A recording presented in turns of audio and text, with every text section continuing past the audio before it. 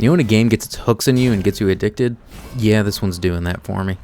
Beneath Oresa is a game that recently has come out of early access and has officially released on Steam. It's a roguelike deck building game that kind of looks like a fighting game at times and really gives similar vibes to Slay the Spire. This game is published by Goblin Studio out of France, and it is the first game developed by the small indie studio Broken Spear out of Canada. And for a first title, I feel like this is a job pretty well done. This game has a lot of visual charm to it. It uses a stylized, cel-shaded design, something similar to what you would find in Borderlands, but with a little bit more of a 90s cartoon flavored peppered in, I feel. Some of the enemies you face though definitely look like things you would find in the Borderlands world.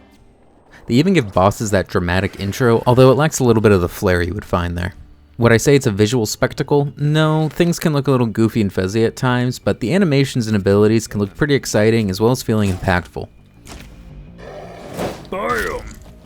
Get rooked. And because they're using this over-the-shoulder look, it makes the game feel way more actiony than most card games feel. They even have this effect that when you attack an enemy, it slows down time a little bit, so it looks like you're performing a combo, which I think is a beautiful little touch. And while the characters themselves vary, some look way more unique than others. Like this Fling guy looks like a great value Cassidy, but with a bird arm. The music and sound of this game is fine. The music is that usual focus music that you expect from these type of games, and it really works to help set the tone of the game. Now, there isn't any voice acting at all in this game, but there isn't really that much dialogue either, so quite frankly, I don't think it needs it. The story and the lore of this game is handled through text entries, which is a little bare bones, but hey, it's there and it seems serviceable enough for a small team. But let's get to the part everyone really cares about in this type of game, the gameplay. Now, this is a card game that falls under the roguelike deck building category, so what does that mean for people who actually touch grass? You start with a small deck, and as you progress, you select more cards to add into your deck and build it over the course of your journey. And this goes on until you win, or more than likely meet your death.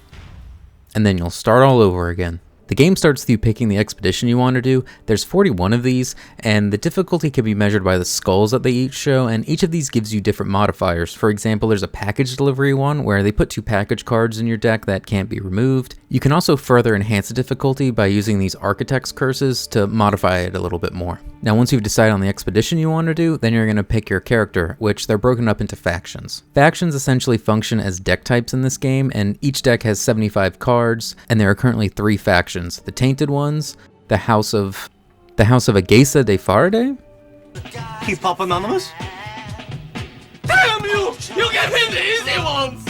And the Runefarers. Each of these factions has their own basic starting deck, as well as more advanced non-starter cards you add to your deck as you progress. Each faction also has 3 different characters who each have 3 different cards unique to them. You also get a supporting character, but I'll talk about that system a little bit later. Now, each deck is also equipped with its own mechanic. The Tainted Ones try to control a virus that ravages their body, and they gain virus cards in combat, allowing their cards to get additional properties, as well as the more they let the virus infect them, they get surged, and then they get special cards as a reward. The House of Arugula also has a counter parry mechanic, where you build up fury, and then you fill up your counter meter, and then the next melee attack against you is parried, unleashing all that pent up fury. And the Runefarers, well, they use an ammo system where they use bullets, which have powerful properties and can be quite damaging, but if you're not careful, you can run out of ammo, which can cause some problems. Now, each character within the factions possesses their own unique skills, or perks, so think of it as 3 different skill trees for each deck. And all of these skills seem fairly useful. I haven't played each character yet, and I'm sure there are some stronger than others, but their abilities will make you want to build your deck in slightly different ways to play to their strengths.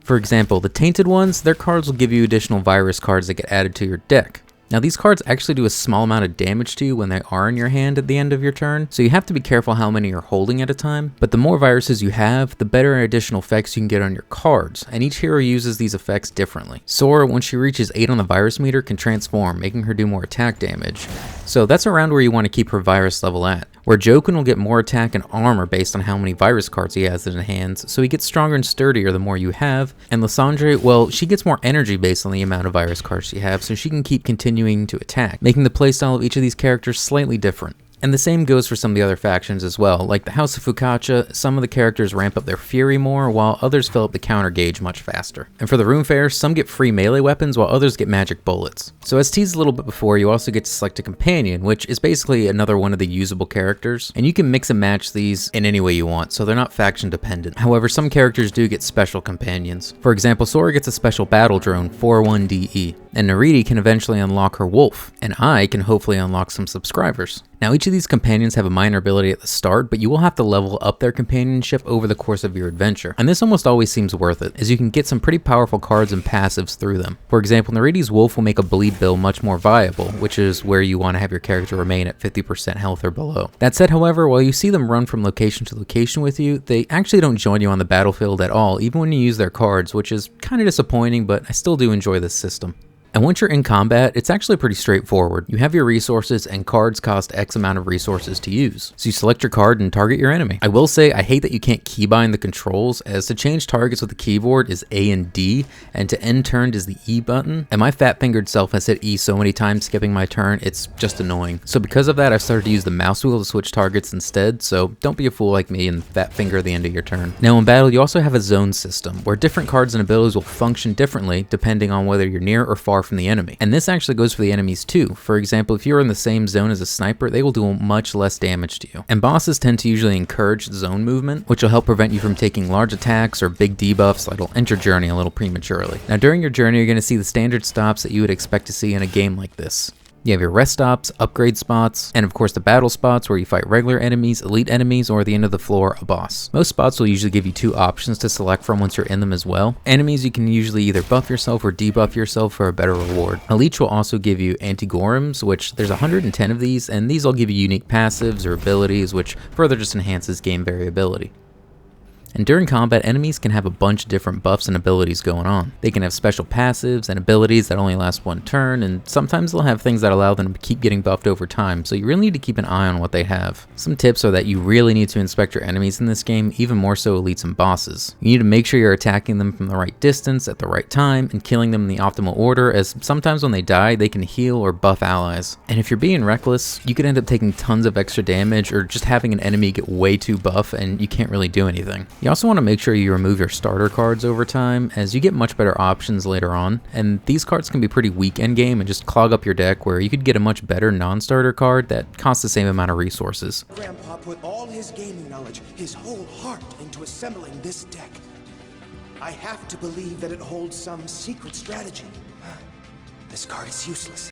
Also, don't sleep on your companions. Their abilities might be weak at the start, but later on their upgrades can get crazy. Overall, I'm really enjoying this game, and it'll probably be my evening wind down and chill game for a while.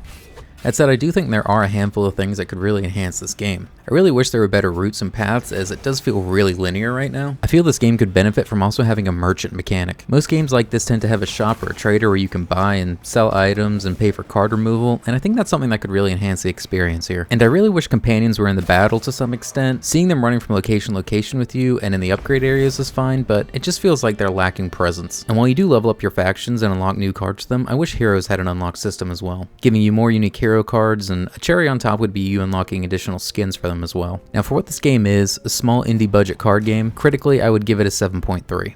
It looks decent and it plays smooth, but it lacks some certain features that can be felt at times. My fully biased review though, I'm going to bump it up to an 8. I just know I'm going to dump a bunch of hours into this game and I'm really enjoying it. Do I think it's as feature rich as something like Slay the Spire? No, but I like the visual stylings of this game a lot more. It also feels smoother, quicker, and just more exciting to play overall with all the animations it has. I think if you enjoy roguelike card games, you'll really enjoy this. And for 25 bucks, 18 on Steam until October 4th, I think this is a great value and you can get a lot of hours out of this game. I know I will. If you like what I'm doing, please like and subscribe, and if you know any other card games that are similar to this, put them in the comments below. Later, nerds.